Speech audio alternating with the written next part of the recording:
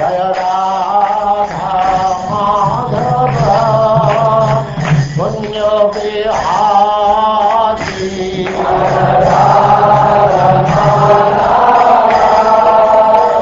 Punya Bihari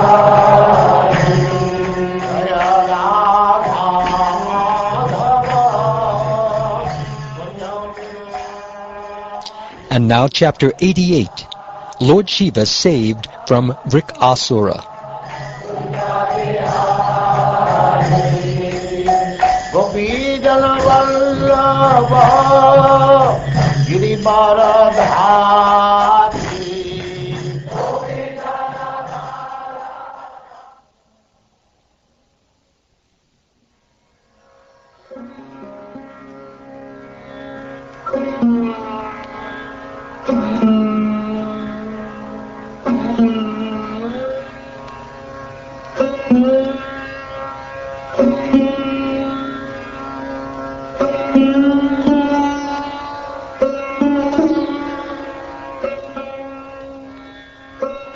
King Parikshit said, "Those demigods, demons, and humans who worship Lord Shiva, a strict renunciant, usually enjoy wealth and sense gratification, while the worshippers of the Supreme Lord Hari, the husband of the goddess of fortune, do not. We wish to properly understand this matter, which greatly puzzles us. Indeed, the results attained by the worshippers of these two lords of opposite characters are contrary to what one would expect. Lord Shiva is always united with his personal energy, the material nature. Manifesting himself in three features in response to the entreaties of nature's three modes, he thus embodies the threefold principle of material ego in goodness, passion, and ignorance. The 16 elements have evolved as transformations of that false ego. When a devotee of Lord Shiva worships his manifestation in any one of these elements, the devotee obtains all sorts of corresponding enjoyable opulences. Lord Hari, however, has no connection with the material modes. He is the Supreme Personality of Godhead, the all-seeing eternal witness, who is transcendental to material nature. One who worships him becomes similarly free from the material modes. Your grandfather, King Yudhishthir, after completing his Ashvamedha sacrifices, asked Lord Achyuta this very same question while hearing the Lord's explanation of religious principles. This question pleased Sri Krishna, the king's lord and master, who had descended into the family of Yadu for the purpose of bestowing the highest good on all men. The Lord replied as follows as the king eagerly listened. He said, "If I especially favor someone, I gradually deprive him of his wealth. Then the relatives and friends of such a poverty-stricken man abandon him. In this way he suffers one distress after another. When he becomes frustrated in his attempts to make money and instead befriends my devotees, I bestow my special mercy upon him." A person who has thus become sober fully realizes the Absolute as the highest truth, the most subtle and perfect manifestation of the Spirit, the transcendental existence without end. In this way, realizing that the Supreme Truth is the foundation of his own existence, he is freed from the cycle of material life. Because I am difficult to worship, people generally avoid me and instead worship other deities who are quickly satisfied. When people receive kingly opulences from these deities, they become arrogant, intoxicated with pride, and neglectful of their duties. They dare to offend even the demigods who have bestowed benedictions upon them.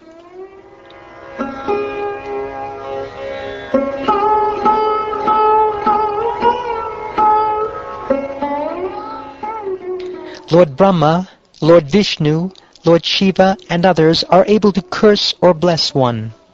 Lord Shiva and Lord Brahma are very quick to curse or bestow benedictions, my dear king, but the infallible Supreme Lord is not. In this connection, an ancient historical account is related concerning how the Lord of Kailash mountain was put into danger by offering a choice of benedictions to the demon Vrka.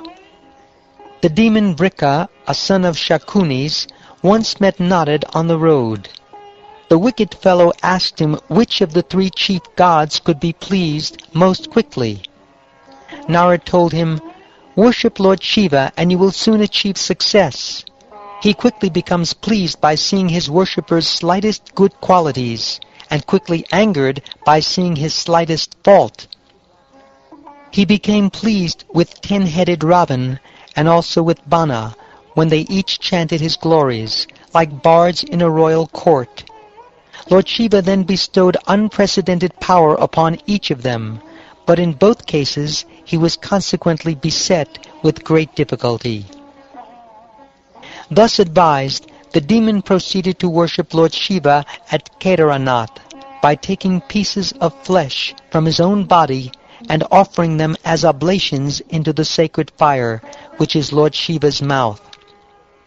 Vrkasura became frustrated after failing to obtain a vision of the Lord. Finally, on the 7th day, after dipping his hair into the holy waters at Kedarnath and leaving it wet, he took up a hatchet and prepared to cut off his head.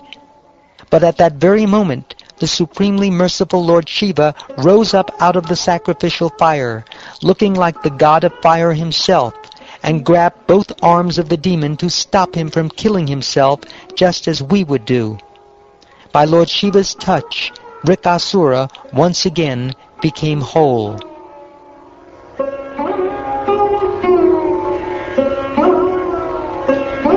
Lord Shiva said to him, "My friend, please stop. Ask for me whatever you want, and I will bestow that boon upon you. Alas, you have subjected your body to great torment for no reason, since I am pleased with a simple offering of water from those who approach me for shelter."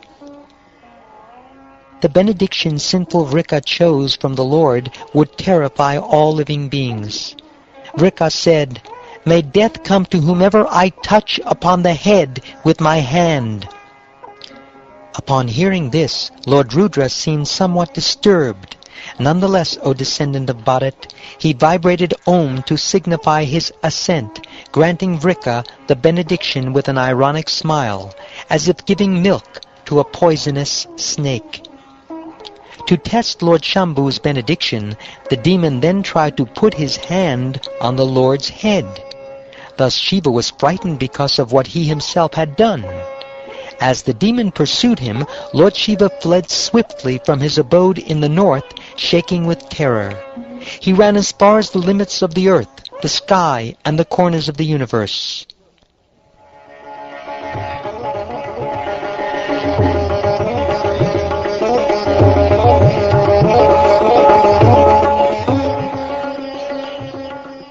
The great demigods could only remain silent, not knowing how to counteract the benediction. Then Lord Shiva reached the luminous realm of Vaikuntha, beyond all darkness, where the Supreme Lord Narayan is manifest. That realm is the destination of renunciants who have attained peace and given up all violence against other creatures. Going there, one never returns.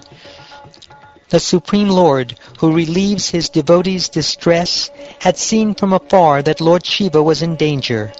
Thus, by his mystic Yogamaya potency, he assumed the form of a brahmachari student with the appropriate belt, deerskin, rod, and prayer beads, and came before Vrkasura. The Lord's effulgence glowed brilliantly like fire. Holding kusha grass in his hand, he humbly greeted the demon. The Supreme Lord said, "My dear son of Shakuni, you appear tired. Why have you come such a great distance? Please rest for a minute. After all, it is one's body that fulfills all one's desires. O Mighty One, please tell us what you intend to do if we are qualified to hear it. Usually one accomplishes his purposes by taking help from others."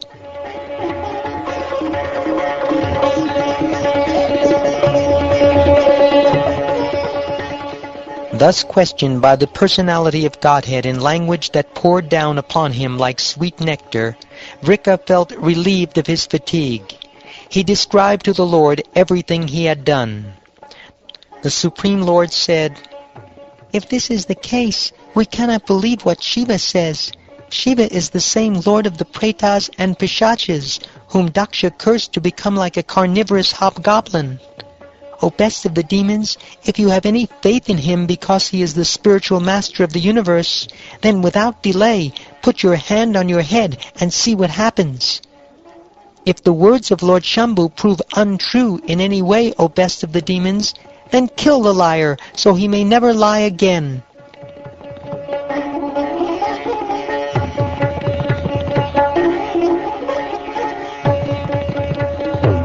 Thus bewildered by the personality of Godhead's enchanting, artful words, foolish Vrka, without realizing what he was doing, placed his hand on his head. Instantly his head shattered, as if struck by a lightning bolt, and the demon fell down dead. From the sky were heard cries of victory, obeisances, and well done.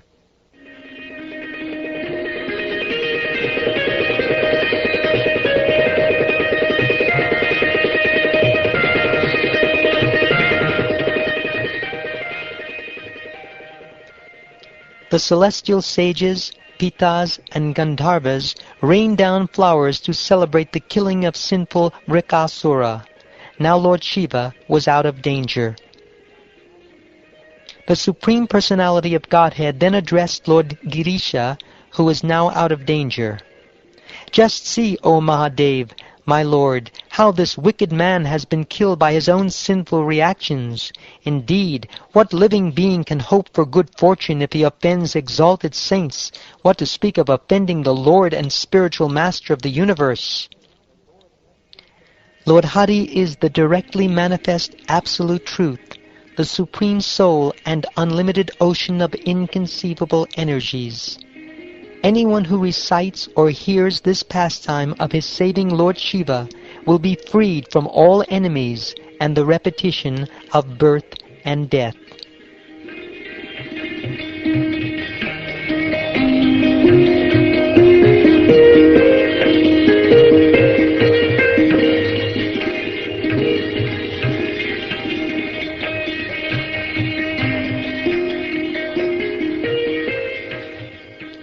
Thus ends the 88th chapter of the 10th canto of the Srimad Bhagavatam, entitled Lord Shiva Saved from Vrkasura.